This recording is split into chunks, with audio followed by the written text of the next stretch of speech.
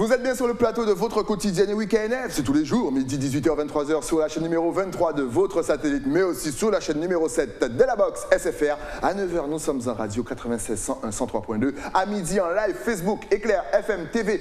À 13h, nous sommes déjà en replay, et oui, sur le YouTube de Éclair FM TV. Bref, nous sommes partout afin de vous présenter les talents de la Guadeloupe. Parce qu'ils sont en action, ils sont productifs, et on aime ça. Et aujourd'hui, je vais vous présenter un jeune poète, un musicien. Il pratique reggae dancehall, mais en même temps, il vous a fait un recueil de poésie qui parle un petit peu de sa foi et de tout ce que le plus haut, le grand, lui a donné. Il est avec moi sur le plateau. J'ai l'honneur de recevoir Ravidji Kanoufé. Ben, ça va très bien, Stylé. Et tu m'as donné envie de renommer mon émission. J'allais dire Kijanai. La saison prochaine, c'est Kijanai Kanoufé. Les deux. Kijanai Kanoufé. Bien installé? Bien installé, confortablement. Alors, comme je l'ai dit dans l'intro, on va faire le grand écart avec toi. Parce que là, même les gens qui peut-être ne savaient pas qu'on pouvait faire tout ça de choses dans une seule vie, ont découvert que non seulement tu étais chanteur reggae dancehall, mais aussi que tu étais poète et en plus que tu écrivais des poésies pour louer le Seigneur. Ça, c'est parfait. Mais il n'y a pas que ça. On va détailler. Déjà, j'aime bien faire connaissance avec mes invités. Pourquoi Ravidji? Alors pourquoi Rivalji? Bien, Rivalji. C'est Rivalji. Mais tu me laisses t'appeler Ravidji depuis tout à l'heure. Non, mais tu sais, tout dépend de la prononciation. En français, c'est Rivalji. En anglais, c'est Rivalji. Okay. C'est la même personne. D'accord. Parce qu'en plus, j'allais te dire qu'il y a un artiste à Trinidad, un Indien qui s'appelle comme ça. Mais ça, on verra ça après. Je vais te montrer sur le portable. Il n'y a pas de souci. Donc pourquoi Rivalji? Parce que c'est mon nom, en fait. J'ai juste tronqué. Mon nom de famille, c'est Dorival. Tu enlèves le Do, ça te fait Rival. Et mon prénom, c'est Gérard. Donc le G en anglais qui devient G, Rivalji, Rivalji, Rivalji. Tout le gens prononcent, c'est bon. Rivalji, c'est lourd ça. Ce qui est bien, c'est que les artistes, avant, on dit ouais, mais tu sais, ça vient d'une histoire, j'ai pris ça de l'anglais. Là, plus ça va, plus les artistes expliquent. Non, c'est par rapport à mon nom, j'ai enlevé ça, c'est bon. Voilà, simplicité, efficacité. Tu es chanteur reggae dancehall, tu as commencé à quel âge, quand, quelle année, quelle période? Donc j'ai d'abord commencé par la poésie. Ok. J'ai commencé par la poésie, je me suis retrouvé plongé dedans très jeune, dès l'âge de 8 ans. Ah, quand même. Parce qu'en fait, pour résumer un peu l'histoire, j'ai grandi avec un grand-père adoptif qui était poète, poète autodidacte. C'est-à-dire, il écrivait de lui-même, il n'avait pas de formation à proprement parler. Ok. Et à force de l'entendre, de le voir réciter des poèmes, mais c'était même plus des poèmes, c'était des nouvelles. Comment le gars te récitait un texte de 50 lignes qu'il écrivait, qu'il retenait pas au cœur. Dingue. Et de fil en aiguille, donc ça m'a donné envie d'apprendre. En plus, j'apprenais le français parce que je suis anglophone d'origine. Donc j'apprenais le français, j'ai aimé, j'ai adoré cette langue. Et donc je me suis baigné, je me suis laissé... voilà, j'ai plongé dans la littérature, dans la poésie et j'ai commencé à apprendre des textes entre 8 et 12 ans et j'ai commencé à écrire vraiment quand j'ai pu maîtriser le français. Maîtriser le français écrit. Donc vers l'âge de 12 ans, 12-13 ans, j'ai vraiment commencé à écrire mes premiers textes. Hey, c'est fou, hein? Et anglophone et tout, on n'entend même pas l'accent, c'est dingue. Et est-ce que tu écris en anglais? J'écris en anglais, mais j'ai plus tendance à chanter en anglais que d'écrire vraiment de la poésie en anglais. Je préfère écrire mes chansons en anglais, puisque je trouve que l'anglais a une sonorité sans pareil. Donc c'est vrai que dans mes textes, on retrouve énormément d'anglais. Même si je commence en français, en créole, il y aura toujours une touche anglophone dans mes textes. Ah, c'est beau. On big up les anglophones et on salue l'anglais, cette langue merveilleuse. Et le créole, est-ce que tu écris en créole? Oui, bien sûr. Il y a des poésies en créole? Non, je n'ai pas de poésie à proprement parler. Mais toujours du texte chanté, c'est-à-dire des chants en créole, oui, j'en ai.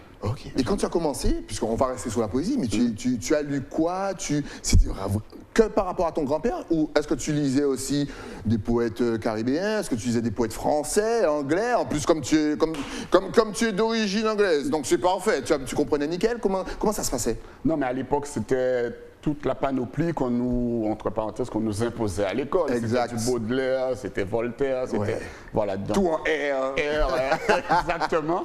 Mais la partie spirituelle, elle venait vraiment de mon grand-père. Parce que lui, il était vraiment centré sur les textes sacrés. Et c'est très important parce qu'on voit justement le recueil de poésie, encore une fois, n'hésitez pas, en plus si vous êtes croyant, je pense que ça va vous plaire. Qui d'autre? Si ce n'est Dieu. Voilà, donc tu l'as écrit, là encore, donc c'est un recueil de poésie les amis, donc si vous aimez Dieu et que vous aimez la poésie, j'ai envie de vous dire, c'est pour vous. tu vois, c'est pas le gros bouquin. Est-ce que justement c'est fait exprès pour que tout le monde ne soit pas effrayé? Parce que souvent lorsqu'un livre est trop gros ou un recueil de poésie est trop gros, on a tendance à se dire je ne pourrais pas lire tout ça. Est-ce que justement c'est pour avoir un plus grand public? Oui, c'est fait pour ça, d'une certaine manière. Ouais. Mais ça veut dire que les textes qui sont dans ce recueil, on va dire que ce sont des textes inspirés.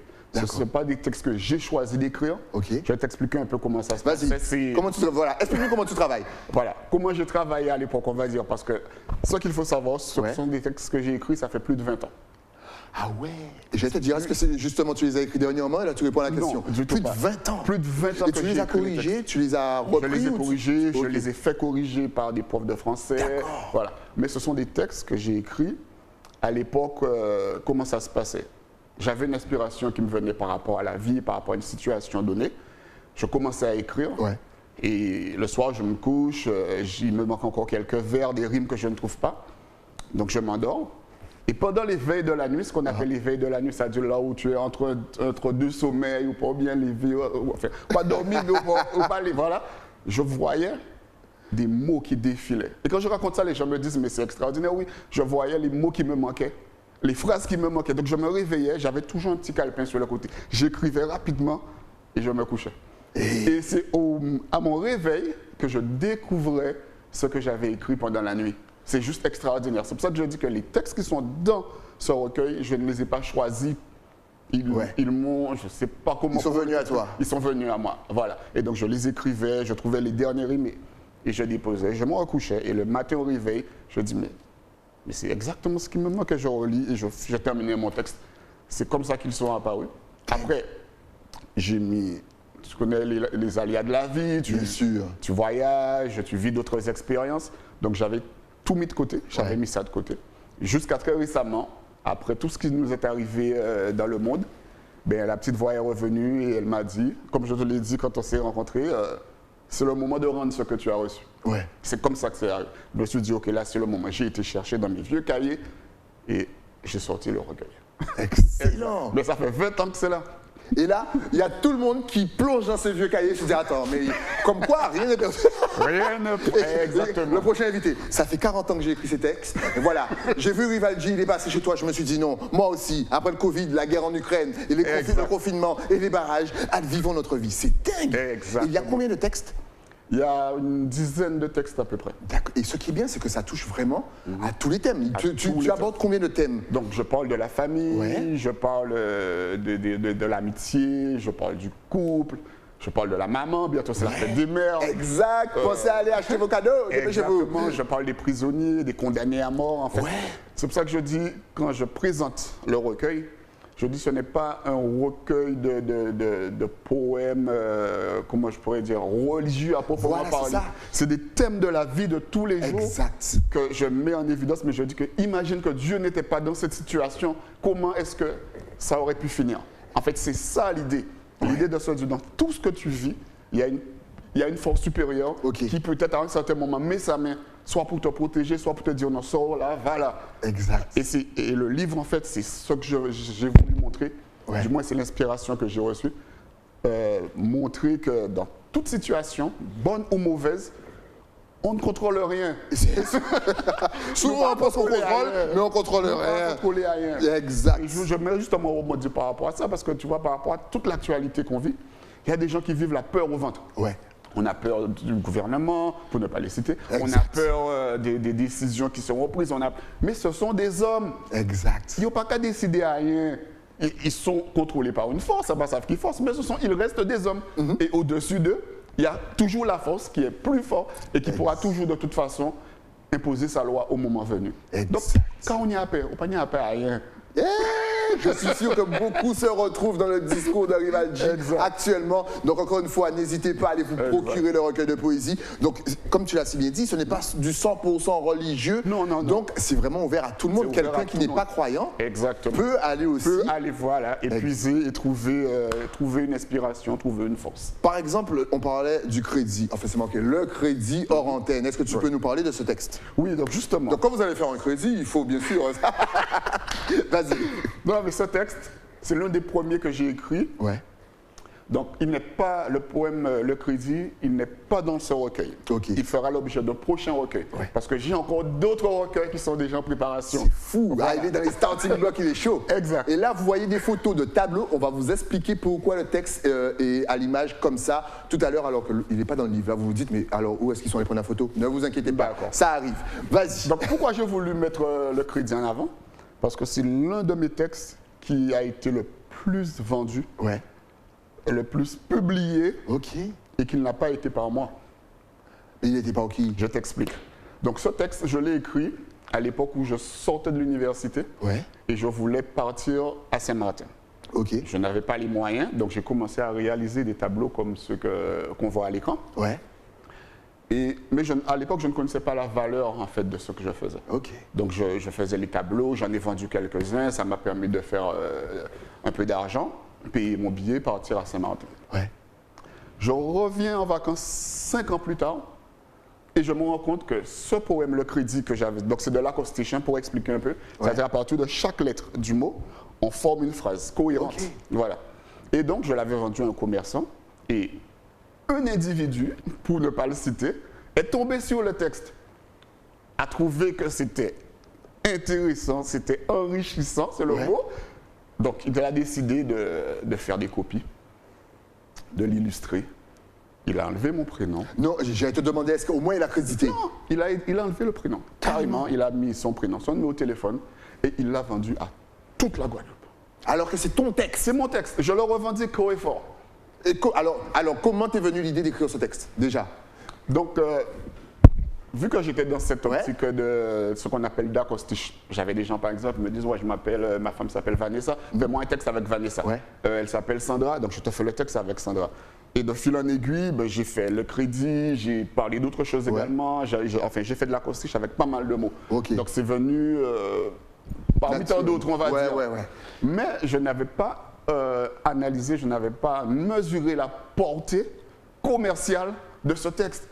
Parce que les commerçants, en fait, à qui on demande tout le temps des crédits, des fois, au lieu d'écrire le crédit est mort, revenez demain, là, le texte leur parlait plus. Tu vois? Quand ils ont lu, dès qu'ils lisent le texte, le crédit, ça évite le patron, tue le commerce, ils disent, waouh, ok. Ça me parle. Ça me parle. Et donc, cet individu lambda, il s'est amusé à le reproduire, il a refait l'illustration et il l'a vendu partout. Comment je le sais? Déjà parce que je suis tombé sur certains textes, mais je l'ai fait venir jusqu'à moi. Dingue! Oui, parce qu'il y avait un numéro de téléphone, il y a un numéro de téléphone tout en bas. Et tous les commerçants de la Guadeloupe qui ont le texte chez eux, ils peuvent vérifier ce que je suis en train de te dire. Ils vont regarder le poème, ils verront en bas, il y a juste un prénom et un numéro de téléphone. Donc moi j'ai appelé, j'ai dit oui, bonjour monsieur, donc j'ai vu votre travail. J'ai vu votre texte, Le Crédit. J'ai vu votre texte, Le Crédit. Très bon texte. Exact, très bon texte. Il m'a parlé tout de suite. Et ce serait un honneur de vous rencontrer. Le gars, en 15 minutes, il était devant chez moi. Enfin, ma mère, elle habite à Bemao. Le gars, il était devant chez moi. Il a ouvert son coffre, des poèmes, des crédits, en veux-tu, en voilà. Et donc, il me montre toute sa panoplie. Et je lui dis, non, c'est vraiment ce texte qui m'intéresse. Et là, il me dit, ah oui, mais ce texte, je l'ai écrit dans le cadre de patati patata. Et je l'écoute. Je dis ça à l'époque. On avait les anciens Polaroid. Quand tu prends la photo, tout de suite derrière, tu as l'heure, tu as la date exacte. C'est ce qui m'a sauvé. Preuve à l'appui. Quand il a fini son discours, j'ai sorti mon petit Polaroid et je lui dis, je ne lui ai pas montré la photo, je lui ai d'abord montré la date. Parce qu'il m'a dit qu'il l'avait composé en 2005. Derrière la photo, c'était écrit 1999. Donc je lui dis, tu vois la date qui est là? Regarde bien la date. Et je vais retourner la photo. Et quand je retourne la photo, le gars, il a blanche. Tu me vois moi, debout, avec mon poème, Le Crédit à la main, comme ça. 1999. Et c'est là que le gars me sort, ouais, excuse-moi, je ne savais pas, je pensais que c'était quelqu'un en Europe qui l'a écrit. Je n'ai pas fait. Enfin. Mais avant ça, avant que je lui montre la photo, il a déjà eu le temps de me dire qu'il a déjà vendu à Marie-Galante, Les Saintes, Désirade. Et effectivement, le poème, il est partout. Parce que mine de, j'ai l'impression que Le Crédit, effectivement, on a tous vu ce petit poème un petit peu partout. Exactement. Faites le test chez vous. Déjà, vous vous rapprochez, vous essayez de lire 2-3 lignes, voilà. Et puis, si vous vous promenez, genre au Sainte-Marie-Galante des Irades, et que vous voyez ce poème, prenez-vous en photo et marquez Rivaldi. On va vous donner les adresses à la fin. Mais qu'est-ce qui s'est passé à la fin? Il a arrêté de vendre ce poème? Est-ce qu'il t'a donné une partie de l'argent, quand même, parce que c'est son travail? Ce qu'il m'a dit, ce qu'il m'a expliqué, c'est que bon, il ne voulait pas avoir d'histoire parce qu'il avait déjà eu des problèmes en France. Ah, donc c'est pas sa première fois? Ah, c'est récidiviste. Oh, récidiviste. Et donc, du coup, de ne pas porter plainte, parce qu'à l'époque, on n'a pas de connaître les droits d'auteur. Ouais, exact. Ça sème des... J'écrivais. Je ne savais pas ce que c'était. Mais entre-temps, j'ai appris. Oui, j'ai appris à la dure, mais j'ai appris quand même. Donc je l'ai... Enfin, il m'a dit qu'il allait me rembourser une partie. C'est ça qu'on veut savoir, ce que les téléspectateurs veulent savoir. Est-ce qu'il t'a donné ton argent? Au jour d'aujourd'hui, ben, je ne l'ai plus revu. En tout cas, je sais qu'il ne vend plus. Ça, c'est sûr, c'est clair, c'est précis. Il part à vendre encore. Mais, aux dernières nouvelles, parce que j'ai eu... Par la suite, je suis tombé sur l'infographiste qui l'aidait, qui faisait les illustrations, qui m'a dit ben, le gars, il est complètement ruiné. Ça a été fait pour le travail, donc là, il a arrêté. Voilà. Et voilà la fin de l'histoire. Donc, j'ai dit bon, ben, il y a le pardon, mon frère. Ah oui, il y a le pardon. Je te pardonne. T'as vu, en plus, il est spirituel. Jusqu'au bout, il ne te stresse pas. Ça témoin. Voilà. J'aurais balancé ton nom à l'écran. Attends, mon travail, tu te fais des sous, demande mon argent. T'as vu, encore une fois, mais c'est lui l'exemple, c'est Rivaldi. C'est pour ça qu'il faut aller se procurer justement son recueil de poèmes. Le pardon, mesdames et messieurs. C'est beau, ça belle. Alors, mais justement, donc, il y a d'autres. Mais c'est le seul texte qu'on t'a volé ou tu as eu d'autres histoires comme ça? Non, c'est vraiment le seul texte. Voilà, c'est le seul. De toute façon, là, c'est la dernière fois qu'on te vole quelque chose. Je pense que la prochaine fois, ils vont dire, oh, avant, il s'est dit non, moi la télé. Donc, question bête, où peut-on se procurer? Déjà, est-ce qu'on peut se procurer donc les tableaux? Parce que oui, il y a des tableaux disponibles, donc tous les poèmes autour de la maman, le crédit à la rose, sont sous forme de tableaux. Donc c'est un très très beau cadeau à offrir. Est-ce qu'on peut se les procurer? Où et où est-ce qu'on peut se procurer le recueil? C'est important. Donc pour le moment, je livre personnellement. D'accord. Parce que là, je suis vraiment en campagne de communication. Donc justement, je profite de l'antenne s'il y a également des points de vente qui seraient intéressés pour m'aider à distribuer. Exactement. Aucun souci. Sinon, aux abîmes, je leur fais un peu de pub. C'est la boutique PDG, anciennement connue KSS Boutique, qui m'a pris quelques recueils, qui me donne la force, qui m'a toujours soutenu.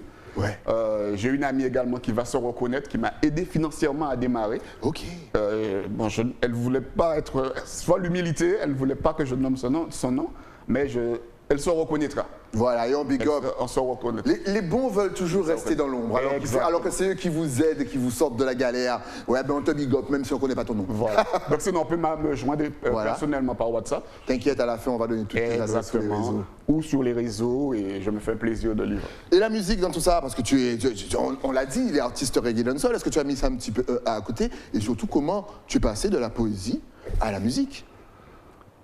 Effectivement, j'ai commencé par la poésie. Mais comme je t'ai expliqué, quand je suis parti sur Saint-Martin, donc j'étais parti pour déjà suite à une rencontre qui m'a amené à Saint-Martin. Et une fois sur place, mais il faut travailler. Exact. Donc j'ai été recruté dans une école, dans un collège, au collège Mont des Accords. Donc je salue les anciens élèves du collège Mont des Accords enfin, j'ai des très bons souvenirs avec eux. Et c'est vraiment là que l'aventure musicale a commencé, puisque pour la petite histoire, il y a on va dire, il y avait une classe spéciale, du moins qu'on mettait de côté, parce que ces jeunes-là, français, maths, c'était pas leur truc. C'est pas leur délire. Et j'arrive, je leur dis, confiez-moi la petite équipe-là, confiez-la moi, je vais voir ce que je peux faire. Pourquoi? Parce que pour la petite histoire, j'ai grandi à la DES. D'accord. J'ai grandi à Boissard, Terrain Sonné, ça fait des quartiers chauds. Et quand j'ai vu ce public-là, entre ces pas péjoratifs, ça m'a parlé tout de suite. J'ai demandé au prof, laissez-moi leur parler. Parce qu'on parle le même langage. Exact. Nous sortis en ghetto, ça y est, je sais ce qu'ils vivent. Exact. Et donc c'est comme ça qu'on a commencé. J'ai discuté avec eux, je leur expliquais que bon voilà les gars, vous ne pouvez pas faire l'impasse sur les matières fondamentales, mais il faut qu'on trouve un accord, il faut trouver un compromis. Et c'est là que je me rends compte que c'est des jeunes, ils sont à fond musique. À l'époque, c'était raga, reggae, dancehall. Ils sont à fond. Et j'ai dit, ah, mais c'est super. Et comme moi, j'avais déjà une petite base en Guadeloupe, mais j'étais plus poésien, mais comme j'avais une petite base musicale. Donc j'ai commencé à travailler chez moi. C'était dans les années 2000, Donc le soir, j'apprenais. Et le lendemain, je leur apprenais. Dingue. Donc les gars étaient convaincus que j'étais déjà dedans. Dans un level extraordinaire. Ouais, voilà, que j'y étais depuis des années. Non, en fait, j'apprenais en même temps qu'eux. Mais j'essayais d'apprendre 2 fois plus vite qu'eux pour pouvoir leur apprendre. Et c'est comme ça qu'il y a eu toute une équipe de jeunes qui, soi-disant, qui étaient mis à l'écart, qui ont commencé à s'intéresser, qui venaient en atelier. J'avais d'autres collègues également qui m'aidaient. On a créé un super atelier. Et les jeunes qui étaient turbulents, soi-disant qui ne valaient rien, qui ne pouvaient rien faire, eh bien, ils venaient tous en atelier. Et après l'atelier, ils allaient en cours, sagement, tranquillement. Et ça s'est super bien passé. Et l'exemple le plus... Enfin, je suis fier de tous mes anciens élèves. C'est bien. On va dire la plus grande fierté, celui aujourd'hui qui porte la musique saint-martinoise, parce que c'est à Saint-Martin que tout s'est passé. Je dirais que c'est Oswald. Ok. Je l'ai eu en 6e, je l'ai eu en 5e. Il a perdu ses parents, c'est la communauté scolaire qui l'a encadré. Ouais. Et il avait ce talent inné de la musique. D'accord. Et on l'a encadré, on l'apprenait à tenir son premier micro, écrire ses textes et tout. Enfin, on était tous ensemble au travail. Et aujourd'hui, Oswald est ce qu'il est aujourd'hui. Et c'est l'une de nos, je dis nous parce que j'étais pas le seul, l'une de nos plus grandes fiertés. Il y en a d'autres qui ont réussi également. Il y a Idol, il y a Spinal, il y a Yogstar, enfin, pour ceux que je peux citer. Mais en tout cas, voilà. Ah, c'est beau. Donc l'aventure musicale a vraiment commencé là. On savait Saint-Martin. Excellent. Et tu comptes reprendre ou là, tu es pile pour la mode poésie. Est-ce que tu continues toujours? Est-ce que tu nous prépares un album? Est-ce qu'il y a un feat qui va sortir? Vas-y, dis-nous un petit peu ta carrière musicale. En fait, j'ai jamais stoppé. T'as jamais stoppé? De là, j'ai jamais stoppé. D'accord. C'est-à-dire que j'ai eu des feats, j'ai fait avec Aureliano, j'ai fait un feat. J'ai bossé aussi avec Yogstar, il y en a qui sont encore à Saint-Martin, Velas Velucci. J'ai travaillé avec eux. Mais c'est vrai qu'il y a certains domaines, si tu n'as pas les bons réseaux, si tu n'as pas la bonne communication, si tu galères à sortir du lot. Ouais. Il faut dire qu'à la base également, j'étais peut-être trop dans la transmission. Je voulais plus transmettre, aider, faire monter que faire carrière. Okay. Mais à un certain moment, tu arrives à un âge, tu te dis que bon, j'ai déjà fait ma part, j'aimerais bien peut-être maintenant en profiter aussi. Attends, exactement. Il faut manger aussi. Oui, exact. Mais tu sais, en tombant sur des gens qui sont pas très sérieux, on va dire ça comme ça.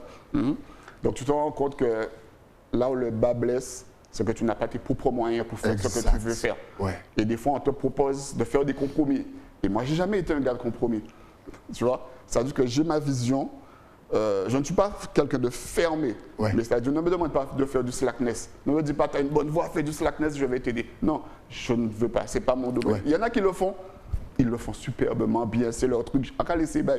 Moi, je suis éducateur de formation et j'aimerais bien que chacun de mes textes puisse apporter quelque chose de positif. Je fais de la musique dansante pour que les gens puissent s'amuser et tout, mais toujours en respectant. Enfin, il y a des limites. Ok. Et donc, par rapport à ça, c'est vrai que j'ai eu des propositions où j'aurais pu peut-être déjà exploser, que j'ai choisi de ne pas accepter. Okay. Et donc là, je suis dans une démarche où je me dis que maintenant, je vais m'organiser, faire ma propre tune, comme on dit, et faire vraiment la musique que j'aime. Et donc là, tu chantes quoi? Tu chantes reggae, dancehall. Est-ce que tu t'es aussi un petit peu ouvert? Est-ce que tu chantes, je sais pas, de l'afro, puisque aujourd'hui ça touche la Caraïbe de plein fouet? Peut-être du zouk, vu que tu es en Guadeloupe. Peut-être du gros cas, vu que tu es en Guadeloupe. Peut-être, voilà. Du compas. Du compas, vu que ça arrive fort à la Oswald. Voilà. J'ai les maquettes de compas, j'ai des maquettes de zouk, j'ai des maquettes de reggae, dancehall, rap, R&B, de tous les styles. J'ai pas de... Même du bouillon. Ok. Mais les paroles. Les paroles. On rappelle pour celles et ceux qui... vous avez entendu Rivaldi dire slackness. Bon, nous les jeunes, on sait que c'est ce que c'est. Pour les plus anciens, c'est un terme qui désigne un petit peu tout ce qui est plus de 18 ans. Voilà, on va dire ça comme ça. Voilà, on appelle ça du slackness. Comme dans la chanson, on chante ceux qui a plus de 18 ans. Exactement. Donc là, qui sait, peut-être avant la fin de l'année, tu vas nous sortir... un album. Oh donc faudra revenir. Est-ce qu'il est presque prêt? Il est comment? Il a quel niveau? On va dire que toutes les maquettes sont déjà là. Les maquettes sont là. Ok. Il manque juste le financement. Excellent. Il manque juste, voilà, tous les clips, faire la première. Toutes les maquettes sont déjà là. Tu veux un album, tu veux 10 titres, 20 titres, 21, voilà, tout est déjà là. Toutes les maquettes sont là. Il suffit de les prendre, on va en studio, on les pose carré, on fait le clip, boum. Top. Ça fait des années qu'on se prépare. Ça va aller, longtemps nous parler. Alors, si vous aimez son dynamisme, bien entendu, que vous aimez sa personnalité, n'hésitez pas, si vous avez même un studio pour un jour travailler les sons, si vous voulez faire un feat, pourquoi pas, si vous voulez l'aider à sortir son album, why not? C'est nous-mêmes, c'est la Caraïbe, on s'entraide. Ben, je pense que c'est le bon moment, justement, parce qu'ils ont envie de travailler avec toi, de donner tes adresses sur les réseaux. Est-ce que tu es connecté? Facebook, Instagram, TikTok, la totale et la totale. On y est. La chanson. Même si on a pris du temps, mais on y est. On y est. Exact. Ça va s'afficher. J'ose t'essayer. C'est bien parce que c'est Rival J partout. Voilà, partout. Voilà. Exact. Alors pour celles et ceux qui nous écoutent, voilà, au volant de leur voiture à 9h, on va vous épeler un petit peu tout. Facebook, rival.g official. Attention, le official c'est S-H-A-L. Il vous l'a dit, il est anglophone. Instagram, rival.g_official, toujours avec S-H-A-L _musique. Sur YouTube, bien entendu, c'est rival.g official musique. Et sur TikTok, rival.g.official. On vous rappelle que le official est vraiment, comme on le dit, c'est Charles, S-H-A-L. Comme Charles Marshall de Trinidad. On salue. Et on salue Oswald. Et on salue toute la Caraïbe anglophone, bien entendu. Alors, justement, si tu avais un tout dernier message à faire passer à toute la Caraïbe, Guadeloupe, Martinique, Guyane, même si vous ne faites pas partie de la Caraïbe, vous êtes dans notre cœur. La Réunion, même si c'est loin, avec nous. Saint-Martin, Saint-Barth, Sainte-Lucie, Haïti, Dominique, Jamaïque, Barbados et Rihanna. Tu es rentré pour accoucher, on aime ce truc. Saint-Vincent, Grenada et sans oublier les îles Vierges, bien entendu. Là, je pense que j'ai nommé à peu près tout le monde. Vas-y, ta caméra est juste là. Tu peux le dire en français et en créole et en anglais. Ensemble, on est plus fort. Ensemble, on est plus fort. Et si toutes les Antilles se réunissaient, si on travaillait la main dans la main, si on se mélangeait, on a déjà commencé à le faire, mais il faut le faire davantage. Il faut qu'on s'entraide, il faut qu'on se mette main dans la main, il faut qu'on avance, qu'il n'y ait plus de limites, qu'il n'y ait plus de barrières, pas ni haïtien, pas ni dominicain, pas ni guadeloupéen, pas ni martiniquais. Il n'y a que des Caribéens. On se met tous ensemble, on fait le boulot et on arrivera très très loin. I have to big up my St. Martin people. One time you done a Rival J say so. Big up to all of you. Love and affection to the police, you know that. Rival J say so. Enfin, quelqu'un qui me balance un petit peu d'anglais sous ce plateau. Qu'est-ce que ça fait du bien? Vous avez entendu? Il n'y a pas de Dominique, Haïti, Guadeloupe, c'est tous ensemble, on est Caribéens. Voilà, peut-être comme une famille. Franchement, on a adoré ta vibe, on a adoré tes messages. On vous rappelle que son recueil de poésie, qui d'autre? Si ce n'est Dieu. Exact, est disponible partout. Vous l'appelez, vous le contactez, un petit message sur Facebook, sur Instagram. Il est disponible, on vous rappelle encore une fois que ce n'est pas 100% religieux. Il traite de tous les thèmes. Et il y a une morale qui en ressort, qui, elle, effectivement, peut être religieuse. Alors n'hésitez pas, si vous avez besoin de vous changer les idées, de vous aérer, de mettre du positif dans votre vie, contactez Rival J. Merci à toi. Et tu reviens dès que l'album, il est prêt. Tu sais, tu gardes devant le studio et puis après tu prends un rendez-vous. Il n'y a pas de problème. On ne va pas vous raconter comment il a eu son rendez-vous. Nous, on se retrouve avec de nouveaux invités one more time. Mais ça, c'est après quoi? C'est après la pub. À tout de suite.